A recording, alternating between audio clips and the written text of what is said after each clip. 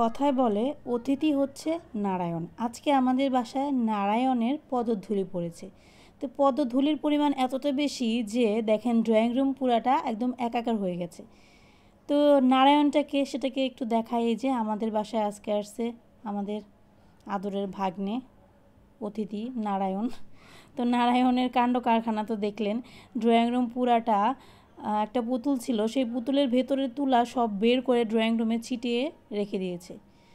তো এখন নারায়ণের তো খিদে পাইছে, এখন নারায়ণকে কি খাবার দেই? হঠাৎ করে মাথায় আসলো বাচ্চাদের কম বেশি নুডলসটা খুবই পছন্দের। তাই ভাবলাম বাসায় আনা আসে নুডলস, এই সুযোগটাকে কাজে লাগিয়ে ফেলি। তো চলে আসলাম রান্নাঘরে, ঝটপট নুডলস বানানোর রেসিপি আজকে আপনাদের সাথে শেয়ার করব। নুডলসের মধ্যে সবজির জন্য দিয়েছি শুধুমাত্র বরবটি। বাসায় আর তেমন কোনো সবজি ছিল না। গাজরটা থাকলে খুবই ভালো হতো, দেখতেও সুন্দর লাগলো আর খেতেও ভালো লাগতো, কিন্তু যেহেতু নেই কি আর করার।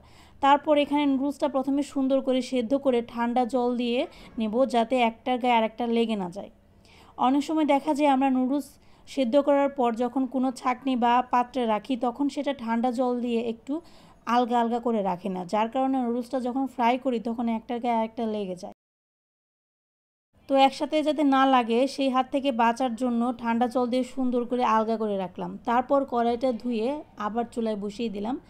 আজকে নুডলস রান্না করব নিজের মতো করে, তাও আবার সয়াবিন তেল দিয়ে। বাচ্চাদেরকে যেমন করেই রান্না করে দেন না কেন, ওরা যখন খায় তখন ওদের খাওয়া দেখে মনে হবে যে আপনি পৃথিবীর সব থেকে সেরা রাঁধুনি।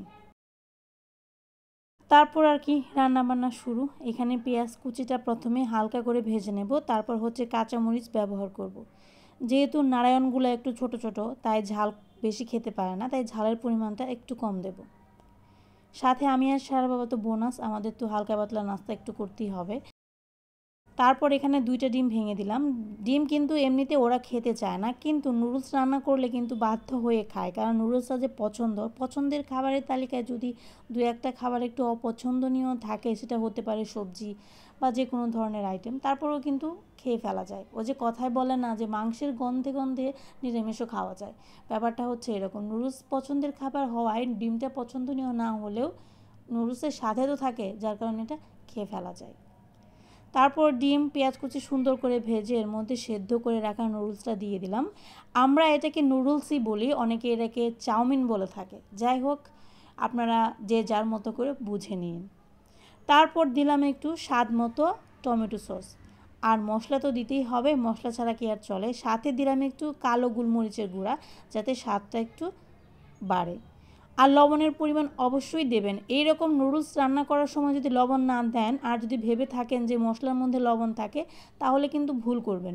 কারণ আগের দিন আমি রান্না করেছিলাম সেমভাবে এই নুডলসটাই, তখন ভেবেছিলাম যে মশলার মধ্যে হয়তো লবণ আছে, লবণ যদি ব্যবহার করি তাহলে যদি আবার লবণ একটু বেশি হয়ে যায়, সেই হিসাব করতে গেলে আমি লবণটা ব্যবহার করিনি। তারপর খাওয়ার সময় দেখি যে এক বিন্দু পরিমাণ লবণও ছিল না, একদম যাকে বলে আলু না। আমরা যদি খাবারে লবণ না হয় তাহলে সেই খাবারটাকে বলি আলু না হয়েছে। তো আলু না হয়েছিল, খেতে একদমই ভালো লাগেনি। তাই আজকে ভাবছি লবণটা একদম ঠিক মতো সুন্দরভাবে দিয়ে রান্না করব। মনের মতো করে অনেকটা সময় নিয়ে নুডলসটা রান্না করলাম। আমার তো খেতে ভীষণ ভালো লেগেছে। ভাবলাম যে সস দিয়ে একটা স্মাইলি এঁকে দিই, স্মাইলি তো হলো না, কী জানে একটা হয়ে গেল। যাই হোক, তারপর সবার জন্য ছোট ছোট বাটি করে একটু বেড়ে নিলাম আর নিজে একটা পোস্ট দিলাম। এই পোস্টটা কেমন হয়েছে অবশ্যই জানাবেন। খিদা লাগছে, এখন খাওয়া দাওয়া করো। বাবা দেখেন কত সুন্দর কাজের মানুষেরা, সেই যে কাজ করতেছে, এত কাজ যে করে, কাজ করে দেখেন কি সুন্দর করে রাখছে ড্রয়িং রুমটারে।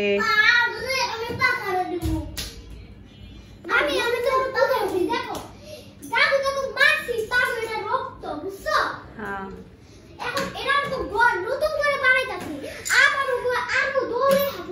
এই যে দেখেন ঘর বানিয়ে রাখছে এই যে। আর আমাদের এই যে এই পাশে যে লাইটটা ছিল, ঈশান বাবু কারিগরি করে লাইটটা নষ্ট করে ফেলাইছে, যার কারণে এই যে দেখেন এই সাইডটা অন্ধকার।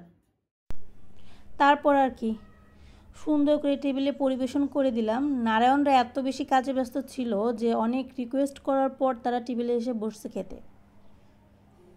ঈশানবাবুকে তো বসাতেই পারছি না, অনেকক্ষণ জেকে তারপর জোর করে টেবিলে এনে বসিয়েছি, তারপর সবাই মিলে একটু নুডলস এনজয় করতেছি। সত্যি কথা বলতে আমার কাছে তো খুব ভালো লেগেছে। কথায় বলে না, নিজে নিজের ঢাক পেটাতে হয়, কারণ অন্য কেউ পেটাতে গেলে সেটা তাড়াতাড়ি ফাটিয়ে ফেলে। তো আমি নিজেরটাই বলি, আমার তো নুডলসটা খেতে ভীষণ ভালো লেগেছে। আর বাচ্চাদের কথা কি আর বলবো, ওদের তো যেটা ওদের একবার মনে ধরে যে এই খাবারটা আমার ভালো লাগে, সেই খাবারটা আপনি আলু নাই রান্না করেন, লবণ বেশিই দেন আর ঝাল কম দেন আর বেশি দেন, এটা হচ্ছে ওদের কাছে ভালো লাগবে। তো নুডলসটা হচ্ছে সারার কাছে খুবই পছন্দের একটা খাবার। এটা আমি যেমনভাবেই রান্না করি দেই না কেন, সব সময় ও বলে খেতে ভালো লাগে। আর অমিয়র কথা যদি বলি, উনি হচ্ছে খাবার নিয়ে একটু খিটখিটে প্রকৃতির মানুষ। ওনার আবার খুব কম পছন্দ হয় যে কোনো ধরনের খাবারের কথাই বলি, মানে খুব ভালো না হলে ওনার মুখে সেটা ভালো লাগে না।